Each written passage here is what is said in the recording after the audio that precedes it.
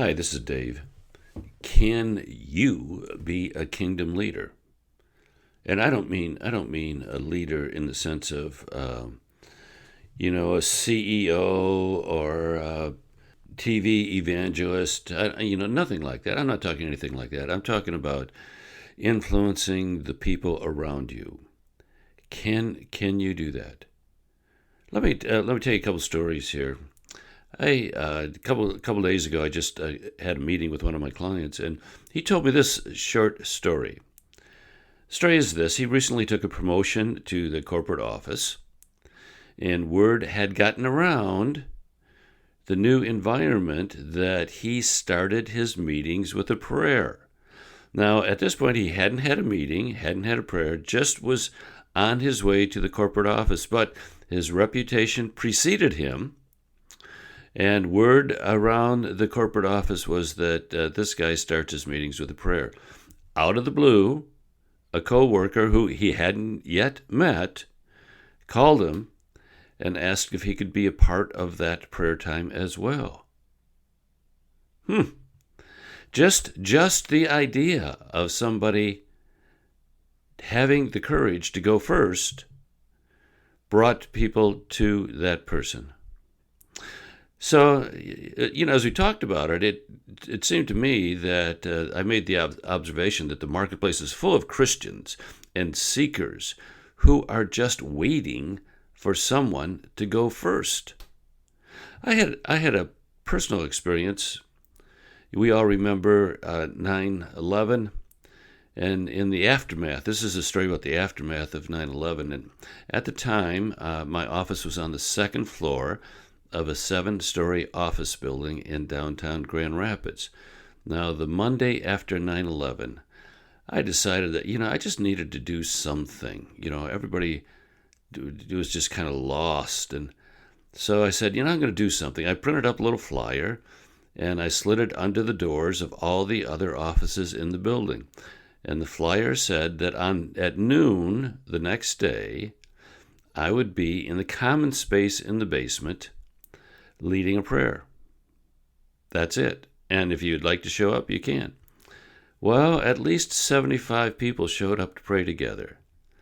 Now, beyond nodding good morning to them in the elevator, I knew none of them. But again, there was an example of somebody going first, just taking a step. And finding followers all over the place. 75 people in that office building who I didn't know showed up that day to pray together. Now, both of these stories, my client and the 9/11 experience, both of these stories are examples of the power of leading. And sometimes we think leadership is something, big. It is something big. It's something with that positions are attached to it, recognition, increased income. No. Let's not think about any of that. Let's just talk about leadership as influence, and influence the people around you. It does not need to be anything huge. Find something that's on your heart and go first. Just say, I'm going to, whatever it is. And there's no need to test the water. There's no need to solicit opinions. There's no need to seek advice. There's no need to, weigh other options. All you do is ask the Lord to provide you with the idea, and then just do it. Whatever it is, go first. Announce in whatever way is appropriate. At this time, in this place, I will, and then invite others to join you. I don't know what it is. You know what it is. Something that gives glory to God. Something that shines light on God's love and provision for others. Something that fits in that space. Just do it. Go first. So here's another example, just occurred to me.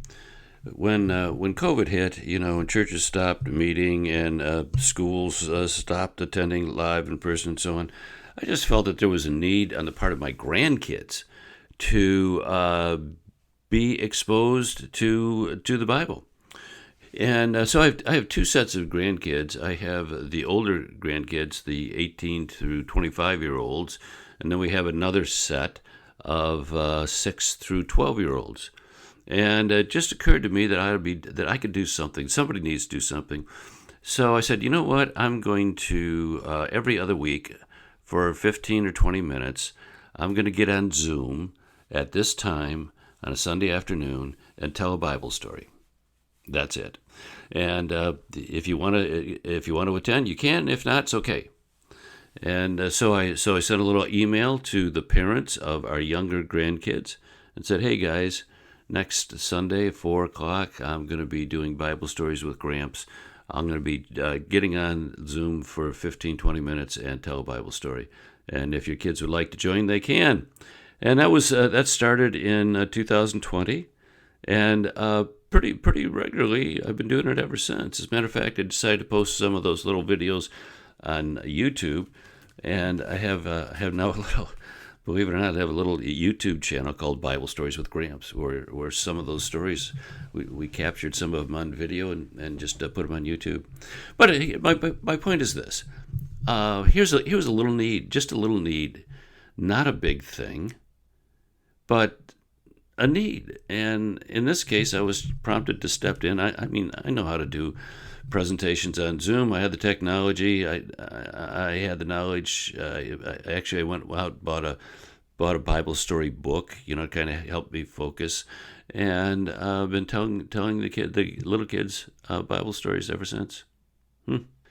We know the fields are white unto the harvest. We know that. But we're sidelined so often by thinking that we have to be an evangelist, or we have to be a pastor, or we have to be ordained, or we have to be in a position of great authority. And all those are lies from the Satan and his demons, designed to keep you on the sidelines. Because they stop you, they prevent you from reaching out and being who you are intended to be. When you just live your faith in the marketplace and do what seems right to do, you become a powerful entity in the kingdom. So forget all that stuff about leadership. Forget it all. Just go first. Find something.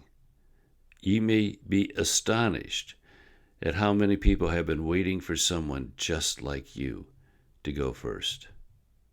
I'd love to have some comments on this. So feel free to comment in wherever you're listening to this. Feel free to comment. Maybe you've got a similar story of going first, somebody going first and attracting people to that effort. Maybe you have a similar story. If so, I'd love to hear it. By the way, you can always email it to me at info@davekale.com.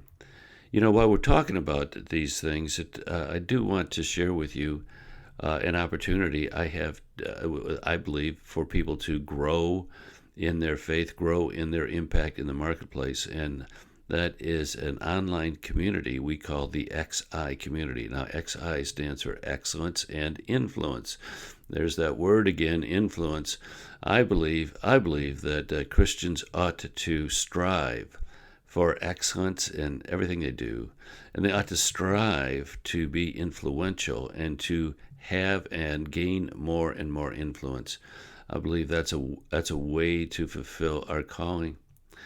But the problem is, we just don't have places that help us. We don't have places that encourage us, and so the XI community is a place to rub shoulders with other Christian business people who are interested in the same thing, to engage with content and to engage with one another in a safe environment where you can learn from each other, learn from the content that we have created and continue to create, and learn from the opportunities we have. So We have a monthly live Zoom meeting that comes with your subscription to the XI community. Lots of content and the opportunity to engage with other like-minded folks and to engage with some experts.